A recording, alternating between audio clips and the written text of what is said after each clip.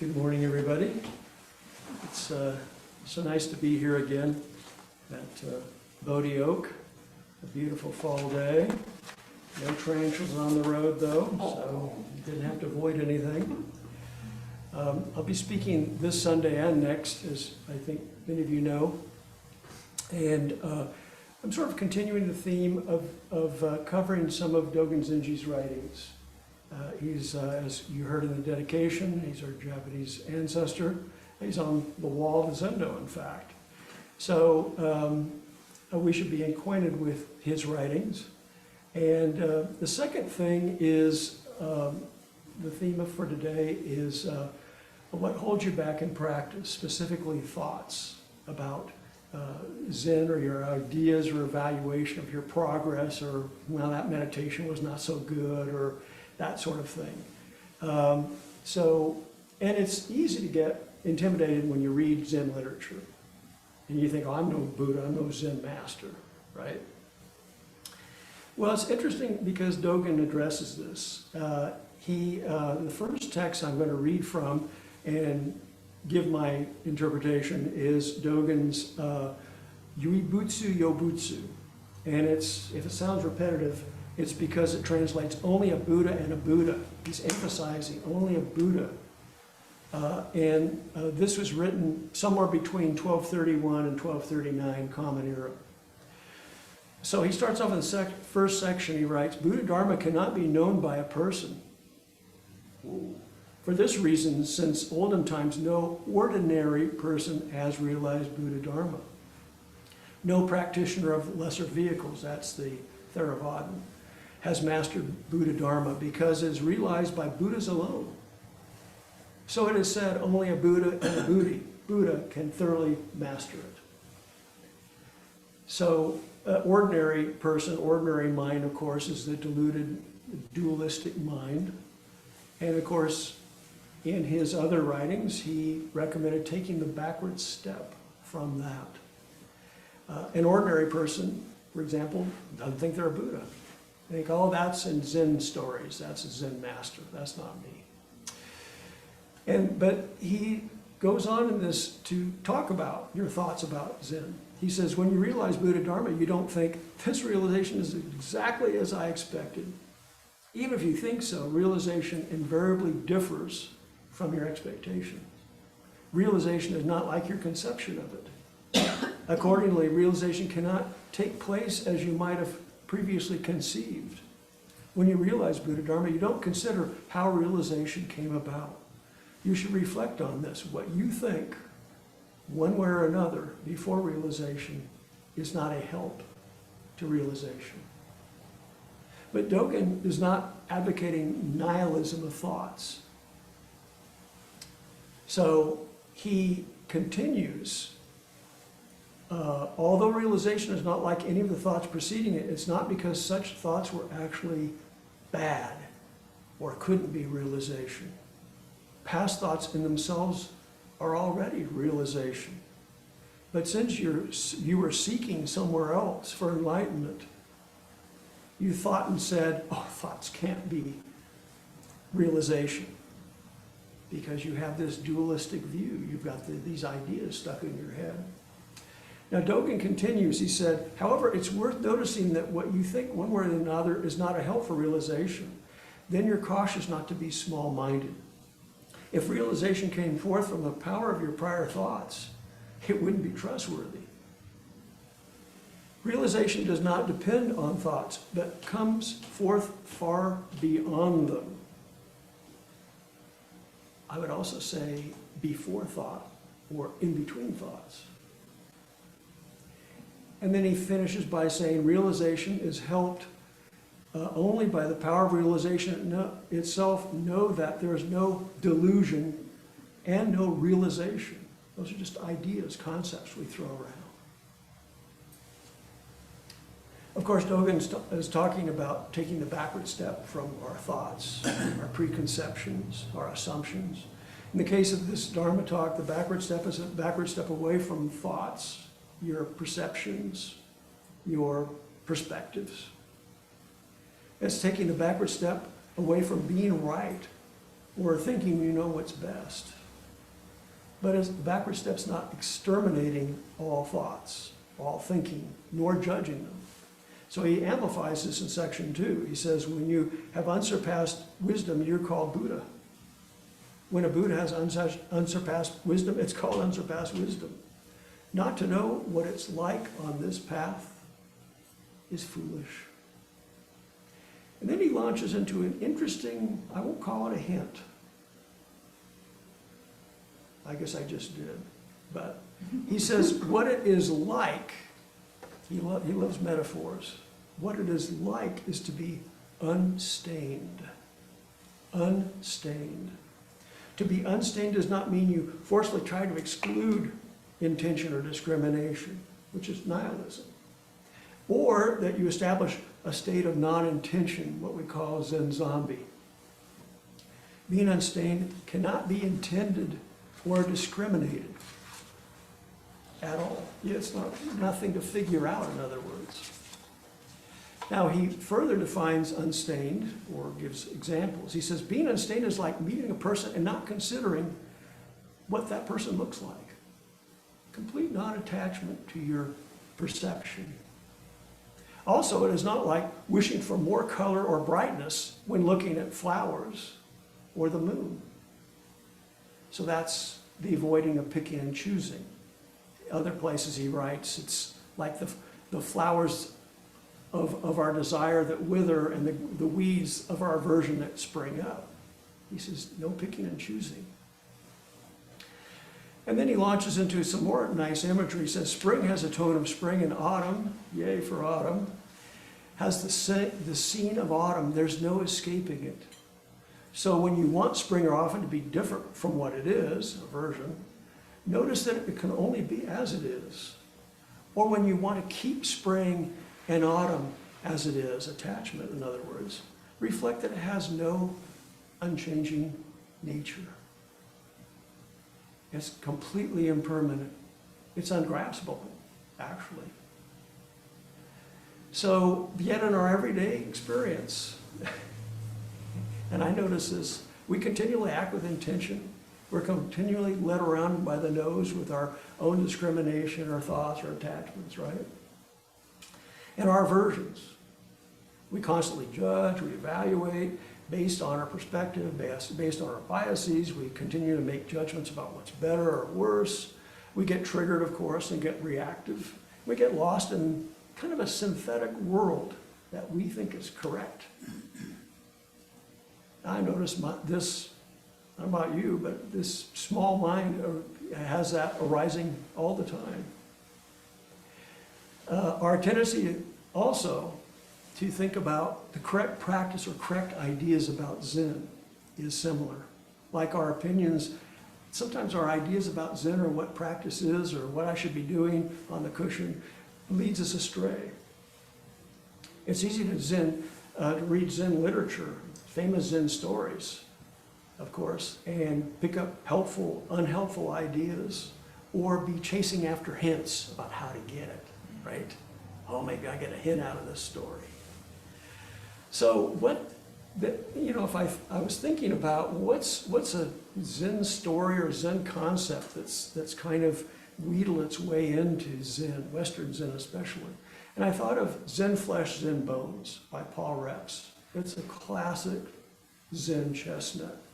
I don't know if anybody's read this. I read it in the 1970s, but it's actually a 1957 publication. It just re-released many, many times. And Reps, what he did is he collected many Zen stories and pre-Zen stories to show the spirit, the flavor of Zen. And this title story, Zen Flesh, Zen Bones, is actually about Bodhidharma, who we also chant every Sunday, and how he picked his successor. Now, Dogen also addresses this story with a twist that fits nicely with the reading I just gave you.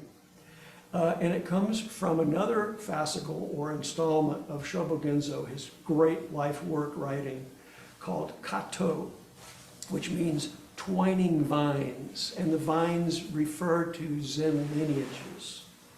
Beautiful imagery, just gorgeous imagery, even in his titles.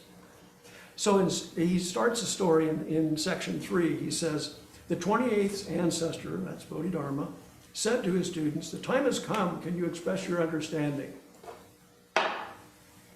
Now, of course, anybody could speak up, but he was inviting his main disciples to speak up. And so one of his students, Dao Hu, said, "My present view is we should neither be attached to letters nor to be apart from them, but allow the way to function freely." Bodhidharma says, "You've attained my skin." The nun, a nun, Zhongqi, said, "My view is like the joy of seeing Akshobhya Buddha's land just once and not again." That's a reference to the Pure Land, the Western heaven. Bodhidharma says, "You've attained my flesh." Dao Yu said, "The four great elements are originally empty, and the five skandhas don't exist. Therefore, I see nothing to be attained." The ancestor says, "You have attained my bones." Finally, Huike answered by getting up, bowing 3 times, and returning to his seat.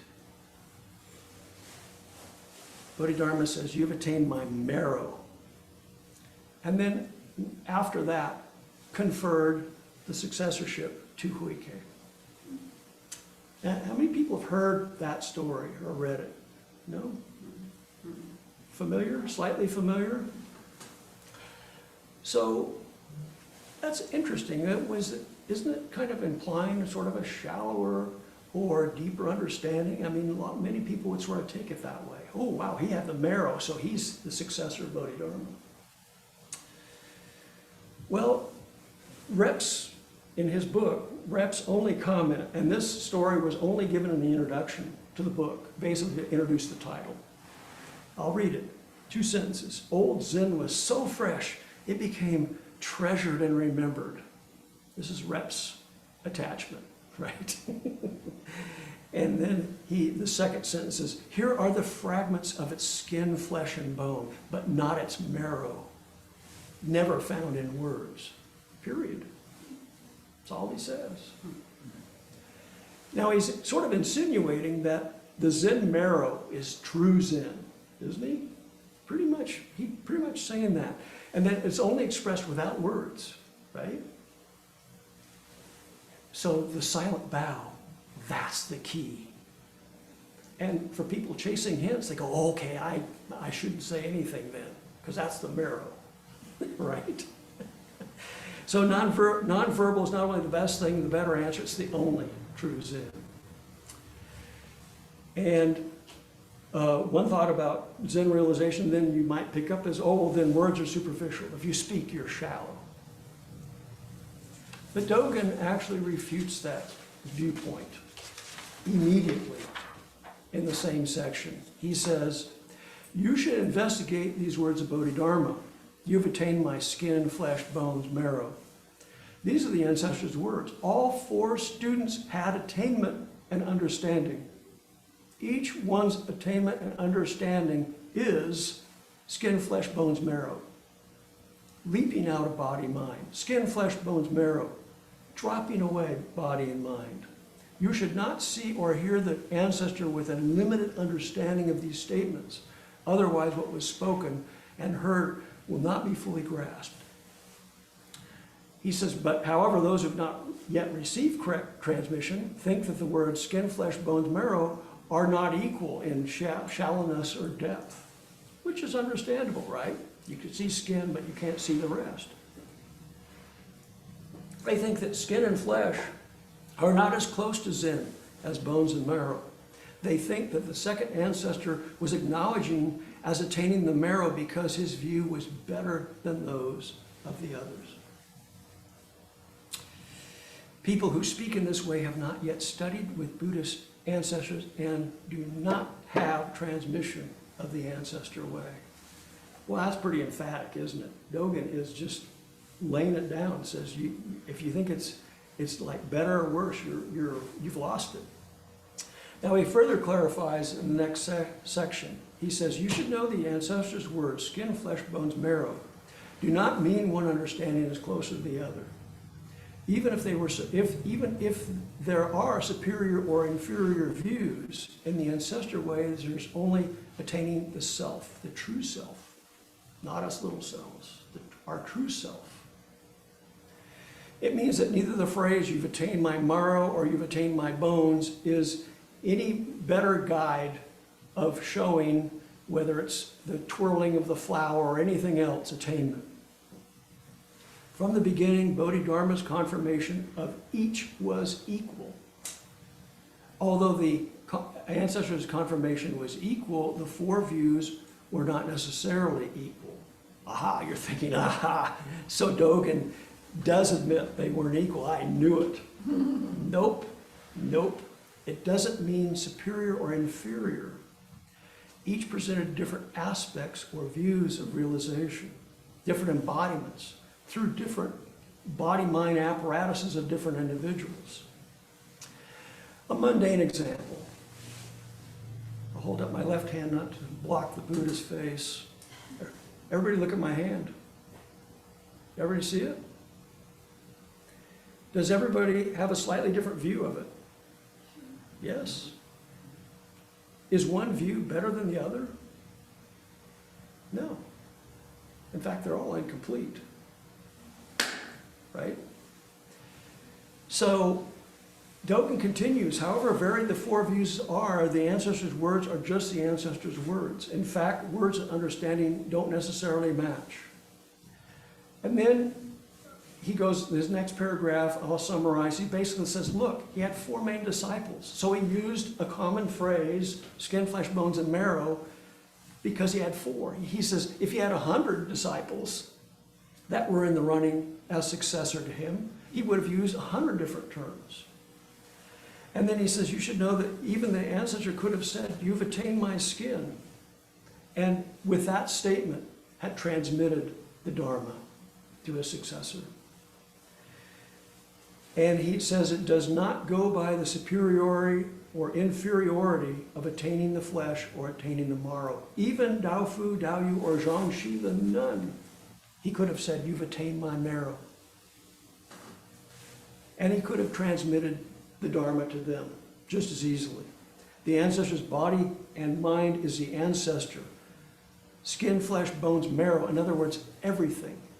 Everything. It is not that the marrow is close and the skin is far away. Now, for all us people in the relative world, this story is about picking a successor. And it could give rise to incorrect views. Now, if anybody's ever been on a hiring committee, and you may have, many people probably have, you know that there's not usually just one criterion. And this could have been the same situation. Now, these are other considerations of who would make a good successor. Their teaching style or effectiveness, right? Or how closely the alignment of understanding between master and student. And even more mundane factors. You know, remember, these were temples. So somebody with the administrative skills, sponsorships, maybe fundraising, or good at establishing new temples, if that was the idea. Or maybe just more respected by the Sangha. So, you know, we could insert lots of different thoughts. And Dogen's job is to go and demolish those thoughts as to who got picked and why. He would probably just say, stop looking for hints. What are some ramifications of this in a Sangha? How would this apply to what Dogen wrote about? Well, first of all, thoughts about enlightenment are not enlightenment. We must not be attached to our thoughts about enlightenment, or for that matter, our ideas of Zen practice. Your thoughts aren't bad. I think that's another thing that came out from this reading. And of course, we're in the middle of a Dharma talk, soon to be doing questions and answers. So we're humans, we use words and ideas to communicate.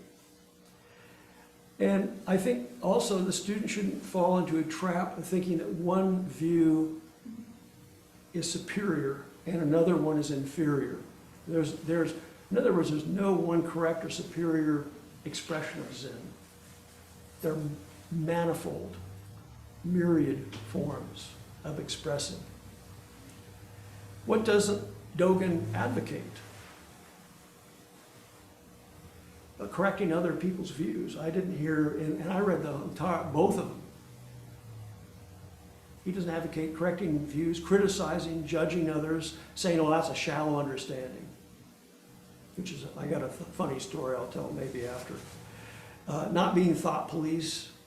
And he doesn't advocate never speaking up or using words. He's not telling Zen students to shut your mouth. Why is that important? You know, I think it's, from a teaching standpoint, as a retired teacher, you know, we don't want to create fear of criticism. It inhibits students. We want to encourage students' approach towards Zen and Zen practice, not withdraw from it. Not to cause fear of expressing understanding or a fear of asking questions. Now, this song I think is pretty open, but I've seen other sanghas where kind of a rant or humiliation by the teacher impacts the whole group. The group will learn it. It's safer to keep the mouth shut, right? And I'm sorry if I stirred up memories of bad experiences on the job from managers. I just thought of that. I just thought of one of my old supervisors. And counter to our society today, I think there's a lot of emphasis on correctness, you know, outing who's wrong and right and that type of thing. But it has a chilling effect, I think, on people's expression and willingness to engage. What about for teachers' implications? Well, you know, the teacher, to work with a student, has to understand or get an idea of what type of ideas, concepts, or hindrances they're stuck on. And I think importantly for a teacher, you must try and meet that student where they're at, not where you want them to be. So you listen for things like that. You know, where is this person stuck?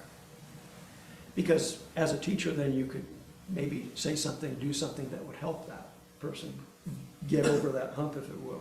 For students, don't practice Zen without, you know, with a fear of uttering an incorrect thing. Be engaged, not a silent observer.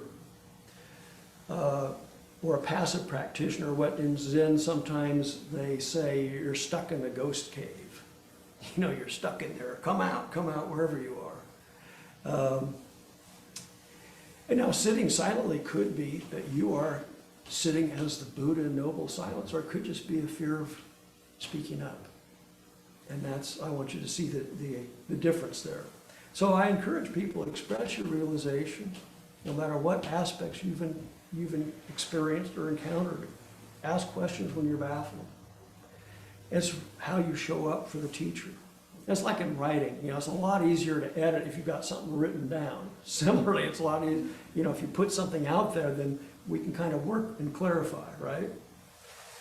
So in conclusion, don't let ideas like, I don't have the marrow of Zen, keep you on the sidelines of practice.